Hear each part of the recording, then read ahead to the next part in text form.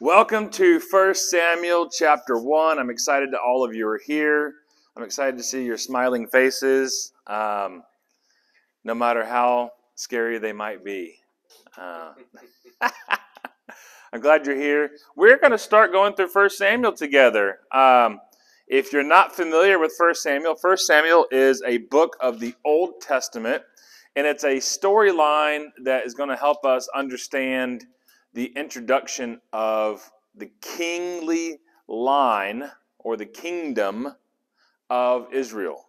Because between Egypt, right, we talked about that in Exodus, when they leave Egypt, they are just led by God, right? When the pillar of fire stopped moving, or the pillar of smoke during the day stopped moving, they just set up the tabernacle, and that's where they would go in the desert, right? They were a people led by God. And then God led them into the promised land, which we didn't go through this because we haven't gone through Leviticus, Numbers, Deuteronomy, Joshua, Judges, Ruth. We haven't gone through any of those books, okay?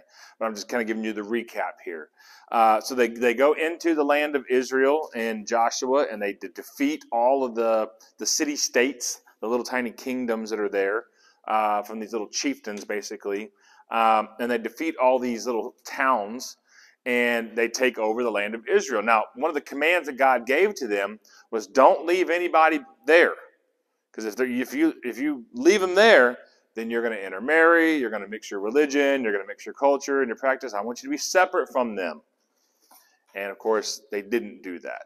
They left the people there. And that's partly how one of the reasons that we end up with the Samaritans. As you'll know, we'll talk about later, in Jesus, during his time, the Samaritans are looked down upon by the Jews. But really, the Samaritans are a result later down the line of the Jews, okay, that didn't handle getting that. Part of the reason the Samaritans are there, though, is because when they got taken, and the Jews got taken into captivity, and they got out of there, people came and lived in, and then when they came back, those people were, because there was empty land, so they were like, hey, I want to take the land. There's nobody here. So it wasn't exactly the same, but it's the same kind of idea. So we see that God is leading Genesis, Exodus, Leviticus, Numbers, Deuteronomy, Joshua, Judges, and Ruth. God is leading the people, the nation of Israel. In Judges, he actually sets up these like prophet / rulers, but they're not kings as far as like, this is what I say, we're going to war, we're doing this. They were judges more along the lines of, hey, you guys have a problem, let's talk through this.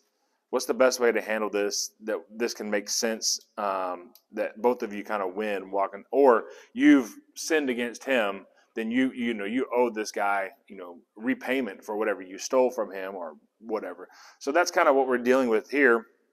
But Israel is crying out for a king.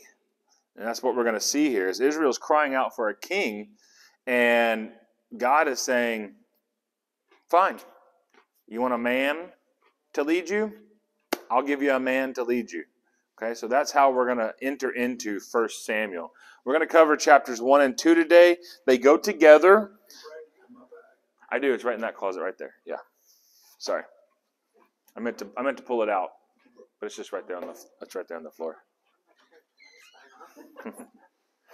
So let's read together like we always do. We're going to read through Samuel 1 together, and I'll stop as I feel like I need to and make little anecdotes and side comments, and I have my notes, of course, that we'll go through together. I do, as always, I appreciate the interaction, so feel free to jump in there. Here's where we are, okay? I'm going to give you the map before we get into this. In verse 1, now there was a certain man from Ramathaim Zuphim in the hill country of Ephraim, and his name was Elkanah, the son of Tohu, the son of Zuph, an Ephraimite. Okay? So this land here is the land of Ephraim. Now, if you remember, and I'll put on the website, it'll be bradflight.com/1-Samuel. First Samuel study, I believe is what it is. But anyway, I'll put the link on the everything for you. And there will be an actual map, and it'll show you where the tribe of Judah's land is, and the tribe of Benjamin's land, and the tribe of Ephraim's land. I didn't draw all 12 tribes. I just kind of drew what was important here. But Jerusalem's in Judah. Remember Bethlehem? That's where Jesus was born. That was a place, right?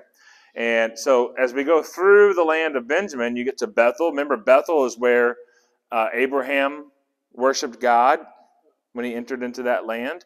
So that's an important landmark here. During this time, the tabernacle, the place of worship, is actually in a place called Shiloh. So if this is Interstate 45, for lack of a better term, this is just to the east of the highway into the land of Ephraim. Or actually, I think it's just to the far, it's a little bit north of this. I didn't draw it exact. Look at the map. Okay, it's more exact than this. Are tabernacles not always mobile? They are mobile, except for when they came into here, they said, "Hey, we're going to set up kind of camp on this hill at Shiloh for a while." So that's where they ended up putting the tabernacle. Now it does move, and I'll show you. I've got a chart that actually talks about where the tabernacle and where the ark are located between now and the end of the ark period. So I actually have that'll be on the website too. So make sure you're going back to the website, checking that stuff on a regular basis. So what we see here is right here at the corner of the land of Ephraim is Ramathaim Zuphim, which is a heck of a name. Okay, it's a real long name. And that's where this Elkanah guy and his family are from. And it says in verse 2, and he had 2 wives. The name of one was Hannah, and the name of the second was Penninah. Now Penninah had children, but Hannah had no children. And this man went up out of his city annually to worship and sacrifice to the Lord of hosts in Shiloh. So he's making a trip. He's not crossing the world. He's not getting on an airplane and traveling 10,000 miles, getting frequent flyer miles and all that stuff. But he is going every year to go worship God at the tabernacle that's set up in Shiloh. Less than 50 miles. So not incredibly far. Okay. Not incredibly far. So that's verse 3, right? And there were 2 sons of Eli. Eli is the high priest who's serving at the tabernacle at Shiloh. Eli is his name. And he has 2 sons, Hophni and Phinehas. Hophni and Phinehas. Okay? And they were priests to the Lord. Remember, it was Aaron, is the high priest, and his sons. Remember, we talked about the priestly garments and all that stuff in Exodus. We went through that. Well, Eli would have been the one wearing the whole ephod with all the little gems and jewels and all that stuff. And his sons would have been wearing the white linen robes of the priesthood. Okay, you tracking with me? Verse 4, when the day came that Elkanah sacrificed, he gave portions to Penninah his wife and to all her sons and her daughters. But to Hannah he gave a double portion, because he loved Hannah. But the Lord had closed her womb. The Lord had closed her womb. All right? So, she didn't have any kids. So, in my notes here, let's go over for just a minute here. What are these portions that we're talking about? Okay? So, there are 3. This is covered in Numbers, Deuteronomy, Leviticus, Joshua, Judges, Ruth, right? So I'm not covering, we haven't gone through those. We kind of skipped over that. So I'm going to go back and kind of just give you the highlights, okay? So there are 3 voluntary offerings. There are 3 voluntary offerings that you make. The first one is a burnt offering, okay? The burnt offering in Leviticus 1 and Leviticus 6, 8 through 13 outlines what it is. The priest got the skin of the animal that was sacrificed so that he could make clothing, shoes, tent, whatever. The rest of it was burnt to ashes, and the ashes were taken outside of camp and gotten rid of. Because the burnt offering was to represent, you placed your hand onto that animal, and you're placing all of your sin representatively, figuratively, onto that animal, and then you sacrifice it and you burn it completely. So that way your sin is now gone. That's the burnt sacrifice. That's a voluntary sacrifice. Not everybody had to do that, but obviously if you're worshiping God on a regular basis, it was something you'd volunteer, you'd want to do. Then you have a grain offering. Grain offering is outlined in Numbers 15, 4 through 5. And the priest was giving a portion of it but it had to be eaten in the court of the tabernacle or the court of the tent. Now, if you'll remember with me, I'm going to draw this real fast. There's the tabernacle, and the temple is basically the same thing, okay? So don't get confused here. The temple is basically set up the same way, but this is all pre-temple time. But you have the tent facing east, and then you have the outer court, and then you have the inner court, and then you have the Holy of Holies here. Do you remember that whole conversation? No, like even the tabernacle only goes there once a year or something, right? That's where the high priest only goes once per year. That's correct. That's where the Ark of the Covenant is sitting. Okay? That's where the Ark of the Covenant is sitting. So the grain offering, the priest is given a portion of it, but he has to eat it either here or here. He can't eat it outside of the tabernacle or the temple area. Have you ever just looked at all the laws in Leviticus? It is crazy. It is. They're very detailed. I don't know how you would memorize it. Very detailed. I mean, I know the Jews today, Judaism, has a lot, but it's died down a lot. It's gotten more, It's more nominal and less fundamental. But it used to be so much. Yes. I always thought that Jesus, like, priest has a little bit of the law. He does. Because he fulfills it. Yeah. It's not that just they're gone, but he fulfills every component of it on our behalf. Takes the place, takes Yeah. the place of a lot of that stuff. Yeah. All right, so that's in Numbers 15, 4-5. And then the third voluntary one is the peace offering. Okay, and this is found in Leviticus 7, 11-21. And this is, again, the priest is given the breast meat of the animal and sometimes the right foreleg, the right front leg. That was kind of his. I'm sure it represents something. He gets some meat, right? I mean, working at the temple, that was part of his meat. The rest was passed out amongst the people there. So they shared in that offering, okay? And so that's found in Leviticus 7, 11-21. But again, he had to have it, the priest had to eat his portion of it here or here. You seeing a pattern here? It's holy as far as it's being sacrificed to God. We're going to give you a portion because you're of the priestly line. You're doing services, but you need to partake of those things here and here. Partake of them in a holy manner. Okay? Then you've got two mandatory offerings. Okay, those are 3 voluntary. You have 2 mandatory offerings. The 2 mandatory offerings are a sin offering.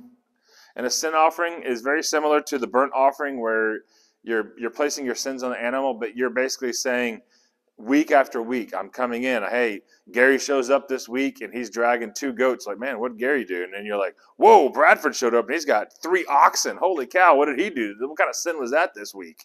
You know? Wouldn't be enough either. It's in my day. I think it depends on how wealthy the people I have a whole lot. And of dependent, lifestyle. and that's why they have different categories. It says if you don't have enough money to buy an oxen, bring a goat. If you can't afford a goat, bring a dove. If you can't afford a dove, get some grain. You can do something. It's about your heart of worship and connecting with God, not about your money. That's a good point. I like that. So the sin offering, the ashes had to be tossed outside of the camp. But if the priest was able to take some of the meat, he had to have it in here or here. On the trespass offering, the trespass offering is I accidentally did something. And there's some of this, and maybe you've read some of this, like if my donkey is in a field and some guy's walking past it and my donkey accidentally kicks the guy's leg and breaks it, that's an accidental sin. That's still a sin? Accidental sin against that guy through proxy of my donkey. Okay. I still owe him. And so I've got to ask for forgiveness for that. There's a whole bunch of stuff. Again, Chris is right. You should go through Leviticus. It's kind of crazy. Not to be too, but like if it breaks your leg, I can see that being a mistake. That's looked at as a sin. Yeah, like if your it. donkey hurts me, you sin. It's crazy. Even if you have a slave that Right. did something, Yeah. and you're over the slave, the servant, Yeah. the servant could have even broke something high value, Yeah. Mm-hmm. because you made the comment. We're not talking about food right now. By proxy. Yeah. Yeah. Yeah. So the trespass offering is unintentional sins. And again, the portion that was given to the priest, where did he have to have it? Here or here. Outer court, inner court. Somewhere in the tabernacle complex. Or later, the temple complex. Okay? Now, I want you to remember that. If I'm in the middle of working, remember, if you've got people lined up and you're sacrificing animals, I mean, it's like a slaughterhouse. Think about how much meat is going through there, whether it's a bunch of birds or goats or oxen or whatever it is. I mean, it's a big process. It's a very labor-intensive process. And during that entire process, I get a portion of it to eat. Like it's not like you're. It's not wasted. The part that you eat is just for you to sustain you. The rest of it's going back to the people. Like they are celebrating in that sacrifice. They're celebrating in the forgiveness of that sin by partaking of that feast together. And parties that were sinned against each other would also partake together. You raised the butcher, the guy that on the sacrifice. Correct. And so if you've ever seen Rocky, when you see all slabs of meat flying through there, right? This is a labor-intensive job. Those priests were pretty stout. Or they should be. They should be. Okay? So that's foreshadowing. I want you to think about that. Okay? All right. So let's continue here. We are going back to the Bible. Those are my notes for the sacrifices. So he gave to Penninah and all of her sons and her daughters a portion that was given to him from the sacrifice, but he gave to Hannah a double portion. So he's saying, I love her. I want her to have, I didn't just give her like, a piece of rump roast. I gave her the filet mignon, and I gave her 2 of them. Like, I gave her the best stuff. Okay? So we're in verse 6. Now her rival provoked her greatly, making her miserable because the Lord had closed her womb. So we see here Penninah we're not sure exactly what she's saying or doing, but she is picking on, bullying, making fun of, jabbing, yes, against Hannah because Hannah doesn't have any children. Okay?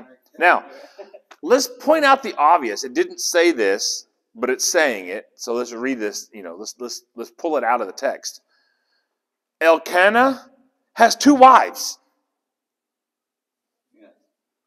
Okay? That's not the original design. When we go back to our Genesis study, it was for 1 man and 1 woman. Okay? So we see here Elkanah, although he is going up to Shiloh and he's worshiping annually, etc., he's trying to be a follower of God. He's not exactly living. So that is biblical that a man should only have 1 wife. Mm-hmm. Some sects, whatever, that polygamy on his wives. Yeah. I guess the Bible says that's. I could barely keep 1 wife happy, so I can't imagine having multiple wives. Yeah, like Islam, you 72 virgins. I couldn't want that many. No. Yeah, none of them know what they're doing. I would say keep them. 72, and they don't know what they're doing. All right, so verse 7. Thus it was yearly when she went up to the house of the Lord that she provoked her. So Hannah wept and did not eat. So we see here that she was so distraught by the ribbing and the poking that Penninah was doing. Elkanah loved her and was giving her a double portion, but she wasn't even eating. You seeing that? You reading that text? Okay. Then, verse 8, said Elkanah, her husband, to her, Hannah, why are you weeping? Why are you crying? I love you. What's going on? Why do you not eat? Why is your heart grieved? He's checking on his wife, the one he loves more. And then he says, am I not better to you than 10 sons? Now, I think that's a little bit of a stretch, okay? Because you can be a great husband, but I'm a father, right? I'm not a mother, but I'm a father. I've got 3 boys. Being a husband, I love my wife. I loved her before we had kids. Fantastic. She's an amazing woman. But I love my sons. I wouldn't replace that. It's a whole different thing, right? I think because Elkanah has children with Penninah, he has that kind of filled out in his life. And he maybe is being a little insensitive when he's like, well, you don't really need those. Like, I'm good enough for you, right? I mean, I know she's got a whole bunch of kids over there, but like, aren't I good enough? And I feel like he was already getting that itch scratched by having those kids with her, but Hannah wasn't. And it was really hurting. It was really bothering her. So verse 9, Hannah rose after they had eaten in Shiloh and after they had drunk, because when you go to the festival, you have meat and wine and you celebrate, okay? And after they had drunk, now Eli, the priest, was sitting on a seat by the door of the tabernacle of the Lord. So Eli is sitting right here. This is facing east, but let's put E for Eli, okay? He's sitting there at the tabernacle door.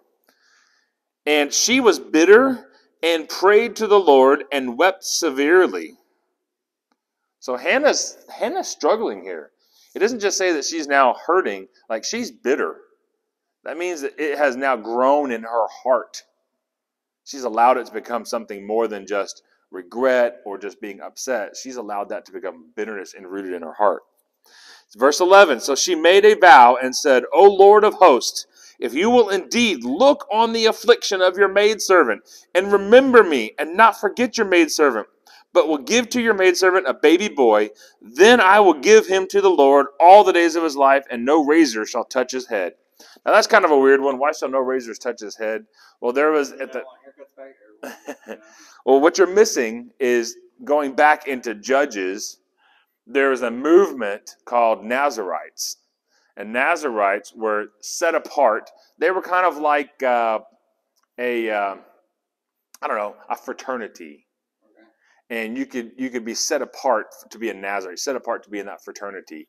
Couldn't cut your hair, couldn't drink anything. You couldn't, whatever. You had to serve the Lord. Like Samson was a Nazarite. Where's Samson? Judges. So we've already we're past Judges. That's why I'm alluding back. That's why I'm alluding back to it. I mean, that's the book before Samuel, so the long hair makes sense. So she is saying, I'm going to dedicate him to you as a Nazarite. Okay? She didn't use the word here, but we can use our contextual clues to understand what's being said. All right? And as she was praying before the Lord, Eli watched her mouth. So she's praying. Right? She's praying to God. She's moving her mouth. Now Hannah was speaking in her heart. Her lips were moving, but her voice was not heard. Therefore Eli thought she was drunk. Uh-oh, here's this lady. She's drunk, and she's over here starting stuff over here at the tabernacle door. Okay? So verse 14, Eli said to her, how long will you be drunk? Put away your wine from you. He's admonishing her as the spiritual leader. You drunk woman, you shouldn't be doing that. Please don't do that anymore. Okay? But then, verse 15, Hannah answered and said, no, my Lord. I am a woman of sorrow, and I have drunk neither wine nor strong drink. So she's saying I haven't had wine or liquor for that matter, but have poured out my soul before the Lord. I'm pouring out my heart to God. Do not consider your handmaid to be a sinful woman, for out of the abundance of my concern and provocation, I have spoken until now. I've been talking this whole time because of I'm just trying to deal with this thing because I really want a child. I'm asking God to do that, and I'll just dedicate it back to him. I'll make him a Nazarite. He'll be in that cool fraternity, just like Samson in the old days, right? And then verse 17, Eli answered and said, go in peace, and the God of Israel grant you your request that you have asked of him. I'm not saying that he was prophesying, saying that he was going to. He was just saying, I'll be praying the same thing for you. So the woman went her way. Oh, I'm sorry. And she said, verse 18, let your handmaid find grace in your sight. So the woman went her way and ate, and her face was not as sad as before. So she's now going to go eat because, Elkanah picked out some choice cuts of meat for her, right? So she's got some good steak waiting. She's calmed down now. She's eating her food, and Elkanah's like, hey, man, I kind of cheered her up, didn't I? You could see him taking credit for that, right? I would take credit for it. Hey, if I get my wife to be content and happy, I'd love to take credit for it. Verse 19, they rose up in the morning early and worshipped before the Lord. So they went up in the morning on the final day, and they went up to the tabernacle, and they worshipped at the tabernacle early in the morning before the Lord. And they returned and came to their house at Ramah. That's the shortened version, okay, is Ramah. So they left Shiloh and went back home. Again, less than 50 miles. It may be as short as 20. I can't remember but it's not that far. And Elkanah knew his wife, which is the biblical way of saying, you know, okay. And the Lord, I'm in verse 19. Elkanah knew Hannah, his wife, and it says Hannah, right? It doesn't say Penninah. It says Hannah here. So Hannah and Elkanah, marital bliss, and the Lord remembered her. Verse 20, and it came to pass that Hannah conceived and bore a son. So she's got a boy now. She prayed fervently. The priest said, I'm gonna ask for the same thing for you. She goes home, boom, she's pregnant. Thank the Lord, he answered that request. And she called his name Samuel, saying, because I have asked him of the Lord. I've asked him of the Lord. So, tell me what Samuel means.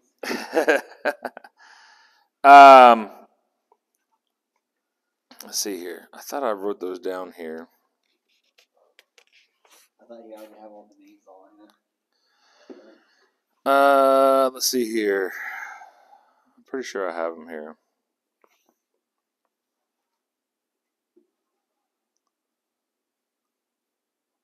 What was the question?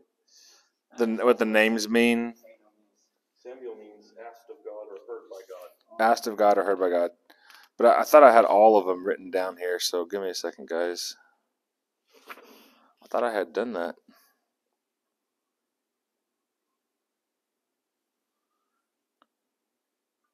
I literally was like, they're going to ask. Sorry, Brad. I thought I was cutting you off. I thought you were about to get into that anyway. So I was like, tell me what. Yeah. No, apparently I didn't. I thought that I did. I mean, I looked them up, but I guess I didn't write them down. I don't know. I think it's asked of the Lord or something like that. Yeah, Samuel, it says what it means. It says, because I have asked him of the Lord. But anyway, I'll do another name breakdown for next time. But I thought I did, which is weird. Probably can't read your handwriting. Yeah. I have trouble deciphering the code. I don't have it right. I You gotta understand. don't have it under my notes. So we see now that she's got a baby. Okay, so let's just it's here. It's written here, but it's not called out. So let's call it out. Let's pull it out. Right? Data mining is what I call it. Okay.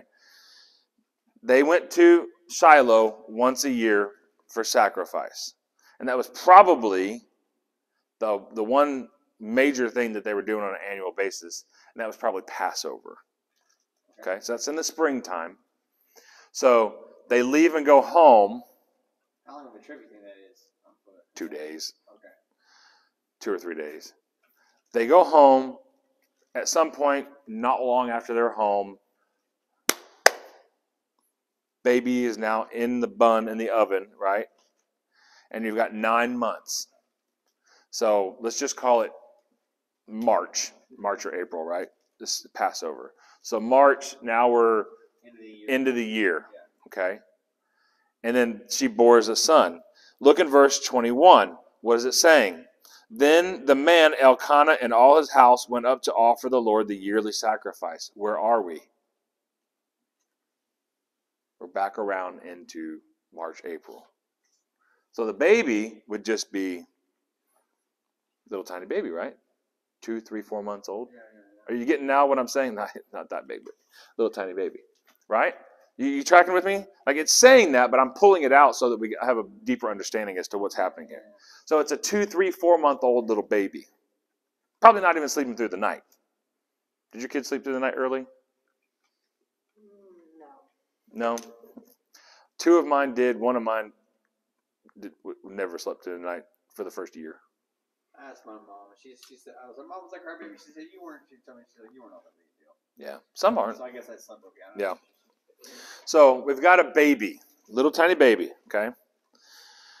They went up to the house to sacrifice. They went up to the Shiloh to go sacrifice again, right? So we're saying Passover. Verse 22, but Hannah did not go.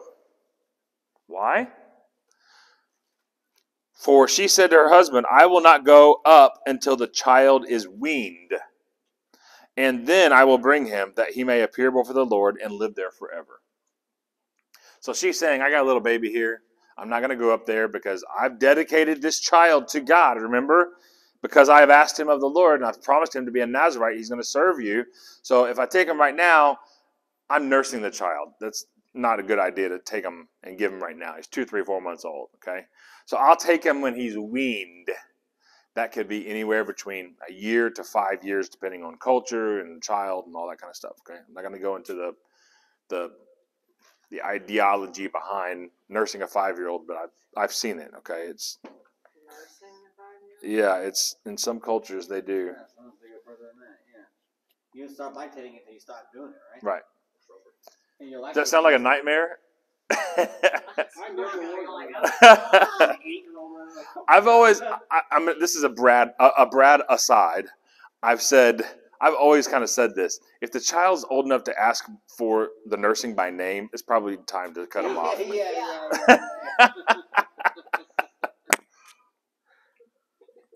Yeah, it's been long overdue. You're like, okay, time out. I think we're done. Yeah. Yeah. So, verse 23, Elkanah, her husband, said to her, do what seems good to you. Wait until you have weaned him. Only may the Lord establish his word. So the woman remained and nursed her son until she weaned him. I don't know how long that is. But we have an idea. We've talked about it, right? Between 1 and 5 years. 5 years would be an extreme case, but not outside of the realms of possibility.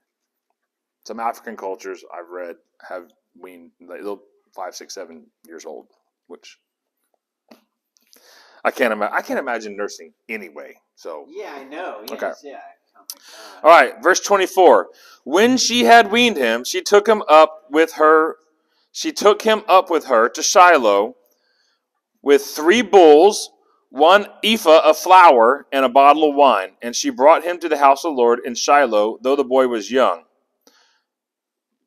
So, again, we know that at least another year passes. So he's 14, 15, 16, 17 months old-ish or older. You get where my math's coming from here? Okay. Though the boy was young, right? Then they slaughtered a bull, and they brought the boy to Eli, the priest, right? And said, oh, my Lord, as you live, my Lord, I am the woman that stood by you here praying to the Lord. Remember? At the tent door, you heard me praying. For this boy I prayed, and the Lord has given me my petition, which I asked of him. Therefore also I have let the Lord have him. As long as he lives, he will be dedicated to the Lord, and he worshiped the Lord there. So we see that she is saying, this is the one. This is the child that I asked for. You said you were going to ask for some prayers too for it. Boom, here he is. Okay, and I don't know if he was this tall or this tall. I don't know, but she's saying, praise God. Okay. Now let's go into chapter 2. Okay. This is Hannah praying. And Hannah praying says, my heart rejoices in the Lord. My horn is exalted in the Lord. All right, she's excited. My mouth is bold against my enemies. Who's her enemy? Penninah. Yeah, remember the other wife was always poking at her. Says, my mouth is bold against my enemies. What do you think she's doing now? I don't know that she's being disrespectful, but anytime Penninah is throwing stuff, she's like, God gave me this child. God gave me this child, right? Yeah. My mouth is bold against my enemies because I rejoice in your salvation. There is none holy as the Lord, for there is none beside you, and there is no rock like our God. Man, she is preaching, right? Do not multiply proud speech. Do not let arrogance come out of your mouth, for the Lord is the God of knowledge, and by him actions are examined. I think she's talking about herself. Keep yourself under control. It ain't you, it's God. And also, Penninah, shut your mouth. You're being arrogant. The bows of the mighty are broken, but those who stumbled are girded with strength. Those that were full have hired out themselves for bread, and those that were hungry ceased to hunger. She's saying those that had lots of food are now hungry. And those that were hungry, they got food. Even the barren has borne 7, and she that has many children wastes away. I mean, it's pretty clear she's talking it, right? The Lord kills and makes alive. He brings down to the grave and brings up. The Lord makes poor and makes rich. He brings low and lifts up. He raises up the poor out of the dust, and he lifts up the oppressed from the dunghill to make them sit with princes and inherit a throne of glory. Whoo! Hannah is preaching. I mean, she's doing it. Listen. For the pillars of the earth belong to the Lord, and he has set the world upon them. He will guard the feet of his saints, but the wicked will be silent in darkness. Man, he is throwing Penninah out there under the bus. It was like a rap battle. Yeah, exactly, a rap battle. I torched 8 Mile for the first time in 15 years the other day. Oh, nice. For by strength shall no man prevail. The adversaries of the Lord will be broken to pieces, and he will thunder against them out of heaven. The Lord will judge the ends of the earth. He will give strength to his king and exalt the horn of his anointed. I mean, if it was me, I'd be like, hey. Mic drop. Woo, man. Tell you what, she let him have it, right? So let's go to chapter 2, verse 11. Then Elkanah went to Ramah to his house, and the boy ministered to the Lord before Eli the priest. So however old he was, he's there now working in Shiloh with the tabernacle. What is he doing? I'm guessing at such a young age, they had him dragging body parts from the sacrifices, emptying the buckets of ash outside the place. It's labor intensive, right? We talked about that. It's a butcher house. And they got him working. Okay? They've got him doing things. Let's go to verse 12, chapter 2, verse 12. We're gonna put a pin in Samuel for a moment. Okay? So Samuel's still there, he's working, but we're now switching over here for a moment. Verse 12. Now the sons of Eli were corrupt. Hophni and Phinehas, remember those? We mentioned those guys earlier. The sons of Eli were corrupt. They did not know the Lord. What does that mean? These guys are the priest's sons working as priests at the tabernacle. And verse 12 here says they did not know the Lord. They were there for the benefits. They were there for the benefits. They were there because my dad got me this job. So you know. Yeah, that's not what you're going to see. Look at it. Verse 13, the priest's custom with the people was that when any man offered a sacrifice, the priest's servant came while the flesh was cooking with a 3-pronged fork in his hand, and he struck it into the pan or the kettle or cauldron or pot, and all of the fork brought up, the priest took for himself. They did this in Shiloh to all the children of Israel who came there. Even before they burned the fat, the priest's servant would come and say to the man sacrificing, give meat for the priest to roast, for he will not take boiled meat from you, but only raw. So before it was in that kettle for long enough, they didn't want it boiled, stewed. They wanted it grilled. I get that, okay? We're going to grill this meat. We're going to smoke it. We're going to barbecue this thing, okay? Verse 16, if any man said to him, let them first burn fat and then take as much as you wish, then he would answer him, no, but you will give it to me now, and if not, I will take it by force. Does this sound like priests ministering to God? No. This sounds like people that are using their position to place power over people. I'm going to be bold here, and I'm going to say this. There are pastors and preachers in the churches today that use their position of power to pull it over on people. And to get wealthy. Verse 17. Therefore the sin of the young men was very great before the Lord, for the men treated the offering of the Lord with contempt. Are you reading what I'm reading? You seeing what's happening here? Let's go to verse 18. That was the aside. That was this. Okay, now we're back on Samuel. So come back over here. But Samuel ministered before the Lord as a boy, wearing a linen ephod. Remember we talked about that back in Exodus. The linen robe. Now his mother would make him a little coat and brought it to him every year when she came up with her husband to offer the yearly sacrifice in Shiloh, right? That came the trip. And Eli would bless Elkanah and his wife and say, the Lord give you offspring from this woman for the sake of the request which was made to the Lord. Then they would return to their home, and the Lord visited Hannah so that she conceived and bore 3 sons and 2 daughters. And the boy Samuel grew before the Lord. Well, check it out. She's taking care of her son. Every year he gets a new coat because he's growing, right? Every year. Seems like every other month I'm buying shoes for my kids. Yeah. They're always growing. It'll be a great time when they probably grow like a foot or 2. Yeah. Yeah, so she's bringing a new coat for him to go over top of his ephod because it's cold in the wintertime or whatever. She is still taking care of her son. Even though he's at the tabernacle, he's serving God. That is still her son. She didn't divorce herself from him. She devoted him. And there's a difference, okay? Let's go to verse 22, chapter 2, verse 22. Now we're going back to the boys, the bad boys, okay?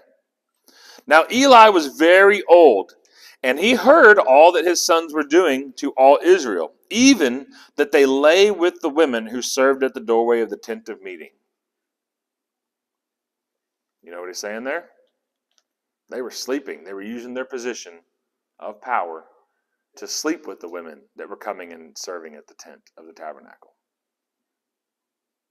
That happens too, guys, in churches today. He said to them, "Why are you doing these things?" To his sons, Eli says this, "For I am hearing of your evil dealings from all these people. No, my sons, truly it's not a good report that I hear, the people of the Lord spreading. If one man sins against another, God will judge him. But if a man sins against the Lord, who will intercede for him?"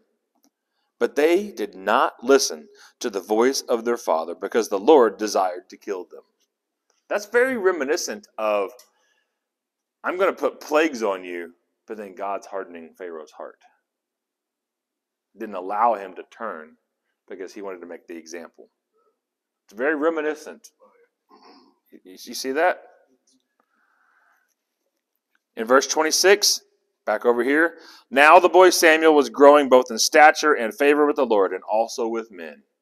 That means that he was somebody that people trusted him. They liked him. He was fair with them. He loved them.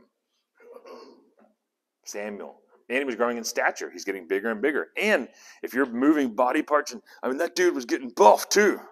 He ate a lot of protein. And he ate a lot of protein. That dude, he was probably Or back then, I can see it. yeah, he was probably, a nice athletic looking dude. Okay? A long flowing hair. Just saying. Just real quick, that's why the Philistines, because I studied on this. I want to know why the Philistines were so much bigger. Mm-hmm. I didn't want to say, okay, but here's why. Here's what I found out. They had access to not only grain, which is your carbohydrates, Mm-hmm. but they also had access to beef, cattle. Mm-hmm. So they had both. It's usually one or the other in the Bible days. Like Yeah. you had your wheat or your barley, but you couldn't afford, to eat meat. Yeah. You had to use that for market to sell. Right. Philistines had access to Yeah. this, so that can make a difference in your stature, Absolutely. in your growth. Yeah. Because they were big people. Sure. So anyway. No, that's a good add-on. I like that. All right. So we see now that there are two parties involved here. Eli and his sons, Hophni and Phinehas, and Samuel. These guys are the bad guys. Samuel's the good guy. You seeing this? This is good and evil here. Verse 27. A man of God came to Eli and said to him, who is this man of God? I don't know. 27. We don't get a name. It's just a man of God. So God put it on. It would be like if God said, Bradford, you need to go tell this to this guy over here at the Sonic. And you walk up to this guy at the Sonic and says, you don't know me, I don't know you, but God is saying this. And that guy would be like, who are, wow. Brad, you're like, I got to work for you. Wow, I don't know who you are, but wow. Okay, so let's see what this guy says to them. Thus says the Lord, did I not plainly reveal myself to the house of your father when they were in Egypt in Pharaoh's house? We talked about that in Exodus. It was very clear God was making an affront to each of the Egyptian gods during the plagues. Remember that? He very clearly, they weren't just said, okay, fine, you guys are allowed to leave. It was get out as fast as you can and take our valuables. Right? It was very apparent that they were backed up against the wall of the Red Sea and, oh, this is it. We're going to take them now. And God said, no, I'm bringing you through the water. I'm going to make it dry land for all of you to walk across. Oh, you're wandering in the desert? Well, I'm going to give you springs out of that rock over there.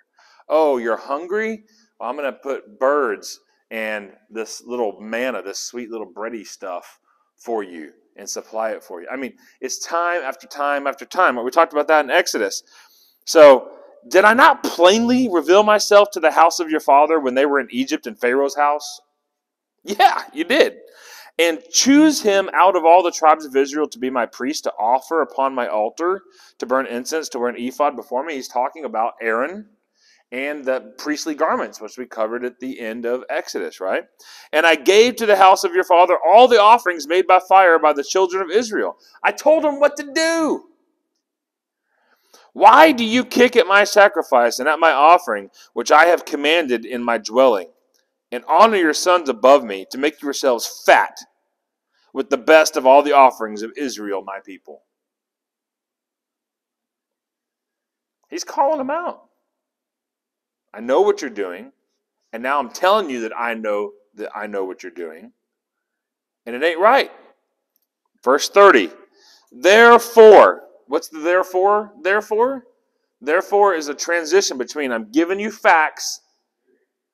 Now let's talk about the consequences. It says wherefore. Wherefore, therefore. Huh? I read the one. I read the. Yeah. Yeah. MEV. Yeah. So he's saying these are the facts. Now this is the consequences of it. Okay? So, therefore, the Lord God of Israel says, I surely said that your house and the house of your father should walk before me forever. But now the Lord says, far be it from me to do so. For those who honor me, I will honor, and those that despise me will be humbled. The days are coming when I will cut off your authority and the strength of your father's house, so there shall not be an old man in your house. So he's saying there's going to be nobody left. There's no one's going to survive. There's not going to be old men there. Your kids might survive, but none of you guys are going to survive. You shall see the distress of my dwelling, despite all the good which we've done for Israel, and there shall not be an elderly man in your house perpetually. So now he's saying, not just am I going to take the old guys out, now he's saying there's not going to be anybody that's alive that's going to be an old person. It's going to be perpetual, ongoing. Yet the one I do not cut off from my altar will be spared, so your eyes will not stop weeping or your soul grieving. All the increase of your house will die in their prime. Sounds pretty hefty. Everybody in the prime is going to die. Okay? This will be the sign to you which will come upon your two sons, Hophni and Phinehas. In one day they will both die. I mean, this is a pretty quick, right? In one day they will die. And I will raise up for myself a faithful priest. What is in my heart and in my soul, he will do it. And I will build him a sure house, and it will walk before my anointed forever. But it will be that everyone who is left in your house will come and bow down to him for a piece of silver and a morsel of bread, and will say, please attach me to one of the priestly offices that I may eat a piece of bread. So what we see here is God is using this spokesperson, this mouthpiece, to tell Eli, you didn't manage your household, you didn't manage your sons, they're not doing the right thing, I don't know these guys, and they are perverting and usurping their role for personal gain, and I'm done putting up with it, and because you didn't manage it properly, I'm actually going to make sure that none of your lineage, none of your descendants will be able to go through this. And they're going to say, well, would you please give us, can I come and be an altar boy or something? So maybe I'll get a crumb of bread.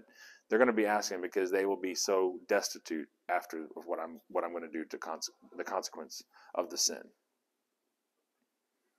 God is very jealous for his own glory. God is very interested in getting the credit for what he does.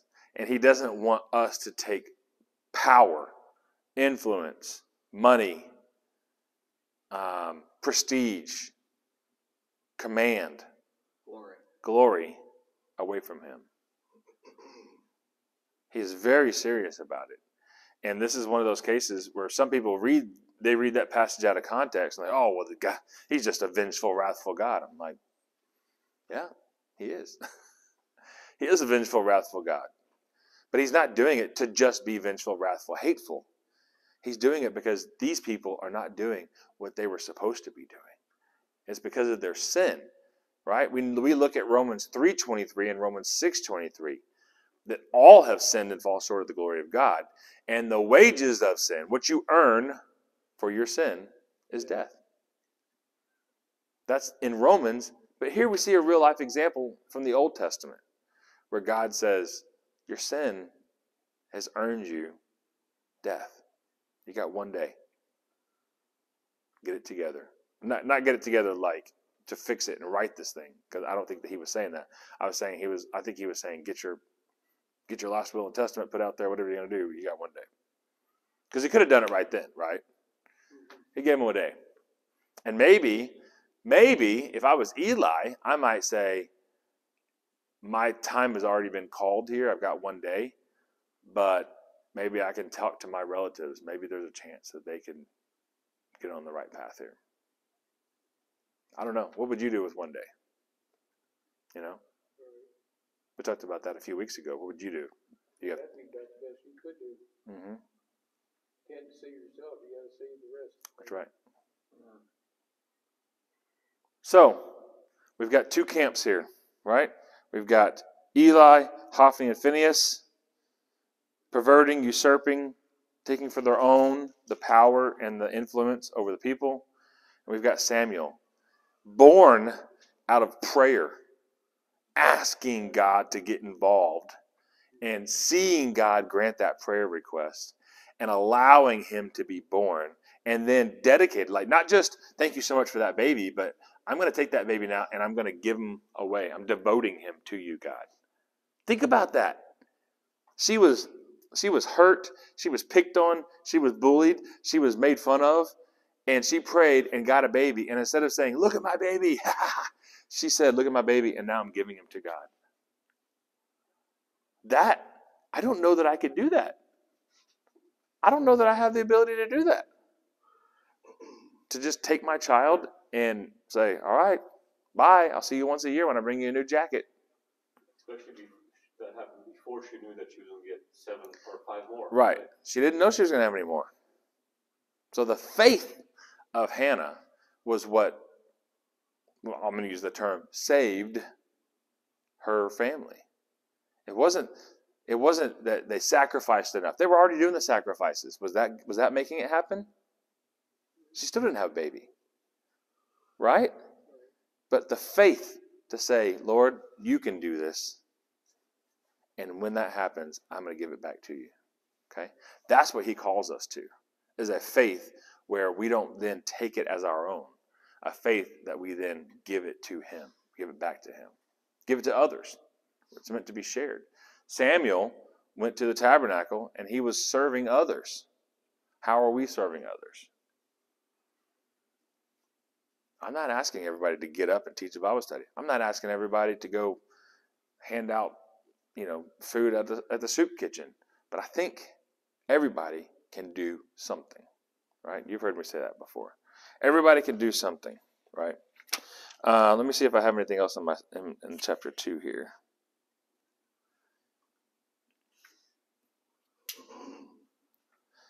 Oh, I do want to point this out. Eli knew of the sins of his sons, but he was not doing anything about it.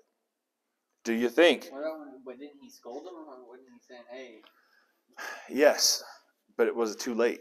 They had already. Was he flogging them too? Or, I mean, he did say something, right? He said something to him, but if he said something to him 10 years, 20 years later, I mean, how many women had been taken advantage of? How many, whatever? I mean, I don't feel they got to know. Whatever. Yeah, I mean, too little, too late. Yeah. I don't know. So that's another thing I wanted to bring out of the text is knowing of a sin, but not confronting it is also unacceptable to God. Sin of omission. Wait, I mean, it's not the same thing. It's not sin of omission, but it's not being anti-sin. It's not being trying to live out a righteous life. We can't be righteous on our own. No. If I'm left to my own devices, I'm gonna sin. I mean, that's just the bottom line. So it's only anything good that's in me is Christ in me, right? So if I do have Christ in me, then I can't stand for and allow sin around me. Not in I'm out to like cut people's heads off because they said a curse word like this.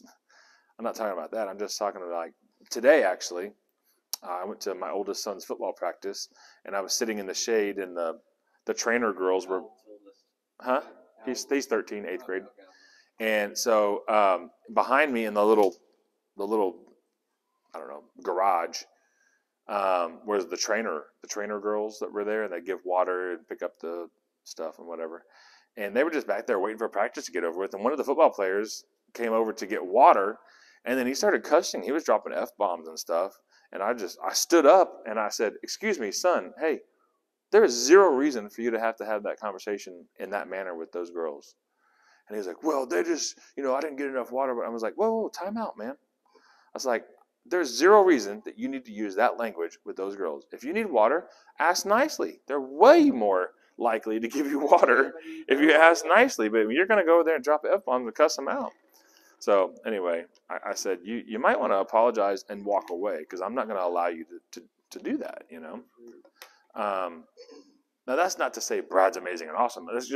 That's an example of real life that happened today, this afternoon, of not allowing for sin, right? There's no reason for that. Now, if I saw, somebody getting beat up, right, that's something I can prevent. I need to get involved in that.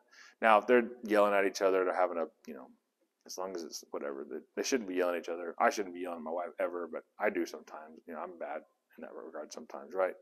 We all have our things, but I'm talking about like, not just we're having a disagreement, but like it's an actual. So anyway, I think you get my point. I'm not going to go into a bunch of different examples. Yeah. But I think you get my point. So that's 1 Samuel chapters 1 through 2. We've got Samuel, who's now the namesake of the book. So as you guess, he's probably not going away anytime soon. And we see Eli is the old priest, and his two sons, the bad guys. Samuel's a good guy.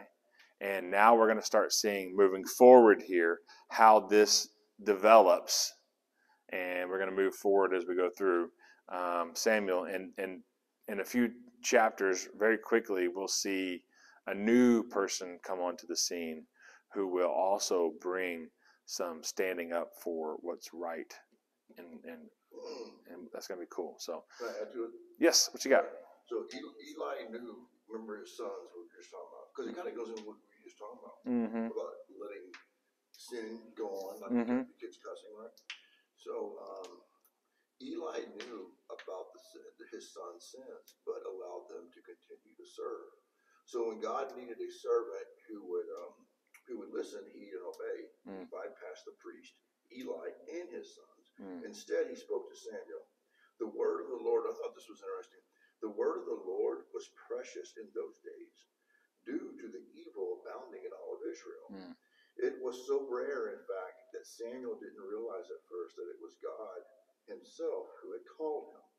3 times God called Samuel. 3 times. Samuel ran into Eli saying, "Here am I." And y'all know this, right? We're going to talk about it next week. So God gives specific callings for people. Like throughout the scripture, for example, he called Abraham to leave his home and travel to the promised land. He called Jeremiah to be a prophet to the nations. He called John the Baptist to make ready his people for the coming of the Lord, Christ. And he called Mary to bring forth Jesus. So it's just shining a light. God calls us. God calls different people for different things. Absolutely. What's he calling you to? Right? He's not going to call us all to the same thing. Not everybody's going to be a teacher. Not everyone's going to be a prophet. Not everybody's going to be a hospitality person. Not everyone's going to be whatever. But we all are called to do something. What does that look like? I don't know. I don't know what it looks like for your life. That's something you need to figure out. Okay? We'll see you next week. Thanks for joining us.